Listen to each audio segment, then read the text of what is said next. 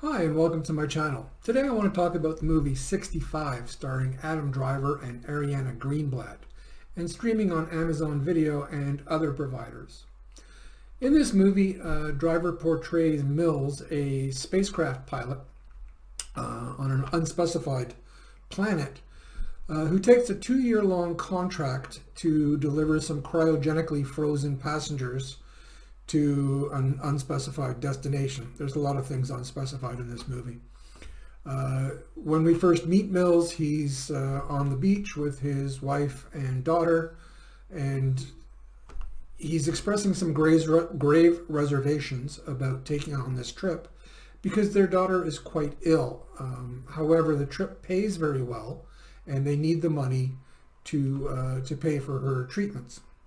Kind of odd that such an advanced society that's got interstellar travel and able to freeze people cryogenically for multiple years still has paid healthcare, but there you go.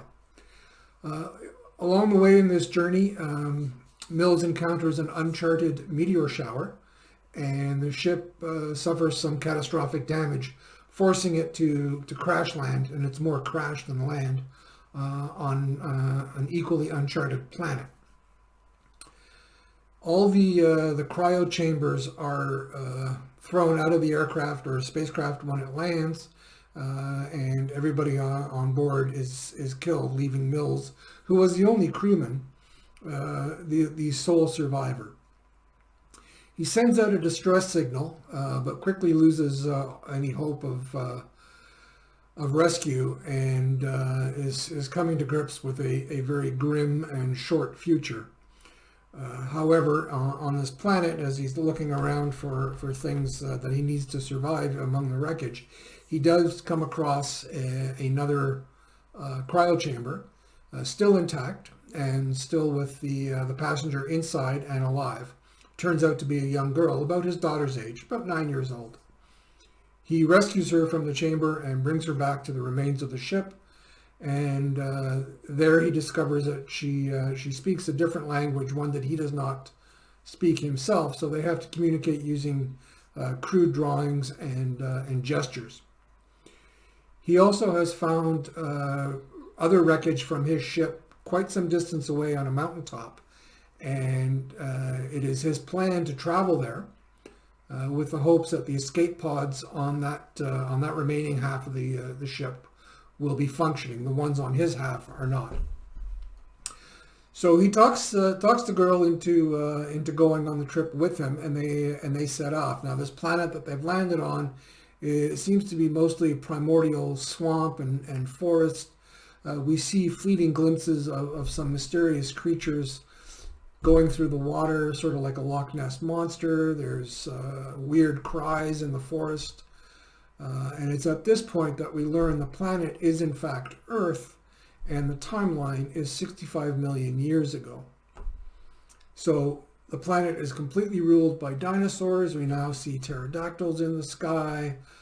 We see gigantic bugs in the forest.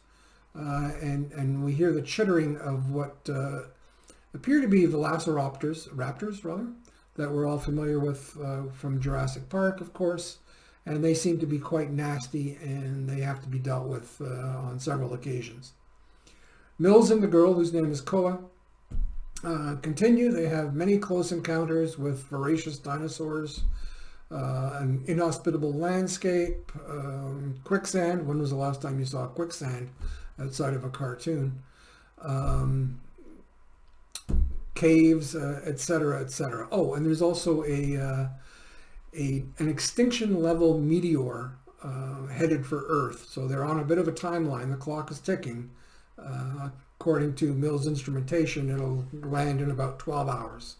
So they've got a very short time to get to this mountain and the other half of the ship. This movie is kind of a mashup in my mind of 1 million BC, John Carter, which was a much better movie than it was ever given credit for. And Jurassic Park. The dinosaurs are done well. Of course, it's all CGI. Once again, dinosaurs are shut out by Hollywood from playing themselves and telling their own story with their own lived experience. And we have CGI dinosaurs instead. However, for the most part, they're done well. There are some that make an appearance that to me look more like something out of the movie Gremlins than plausible dinosaurs, but it's a minor niggle. Anyway, I don't want to give away too much of the plot, such as it is. The Ariana Greenblatt, who plays the young girl Koa, does an exceptional job, I thought, with her character, given the constraints that she's got.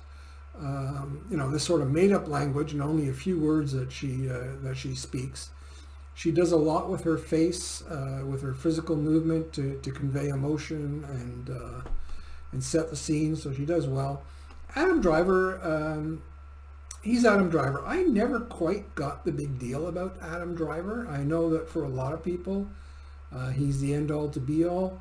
Of course, he was in the Star Wars franchise. And he also did I think it was a series, maybe 2 years ago, maybe a little less.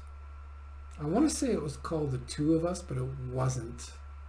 But it was some romance, melodrama, heartbreaking, whatever. I didn't see it, but he got a lot of praise for that. And maybe he did a good job. As I said, I didn't see it. The only thing of his that I have seen that I really liked was a movie called Lucky Logan, where he plays a hapless idiot within a group of other not quite as hapless idiots trying to rob a racetrack. Good movie if you have a chance. Anyway, back to 65, and that's where we get the title 65 because it's Earth 65 million years ago. Our intrepid duo continues with their journey, and I'll let the movie itself tell the rest of that story. I'll give it 3.5 out of 5 stars. If you're looking for a movie for the whole family, kids maybe 10 and older, I'm not sure that for very little ones it would be all that interesting to them. It's only an hour and a half, so at least it's not super long. But it still might not appeal to much younger children. Slightly older kids might get a kick out of it. There's a lot of tense moments. There's very little gore, and what there is kind of humorous in a way. There's minimal swearing, and again, what there is presented in a humorous fashion, and it's nothing that no 10-year-old hasn't heard before, believe me. And it only occurs, I think, once. So it's not a bad movie in that regard. Of course, as Mills and Koa continue on their trip, more and more is revealed about his backstory, and their relationship, Mills and Koa, starts to develop, and you can sort of see where he takes and why he takes such a protective interest in Koa. So as I said, it's worth watching. If you've seen the movie, please leave me a comment. Let me know what you thought. Do you agree that it's a mashup of these other movies that I mentioned? Do you think that it's outstanding on its own? I'd love to hear from you. As always, thank you for watching, and please click like and subscribe. Bye-bye.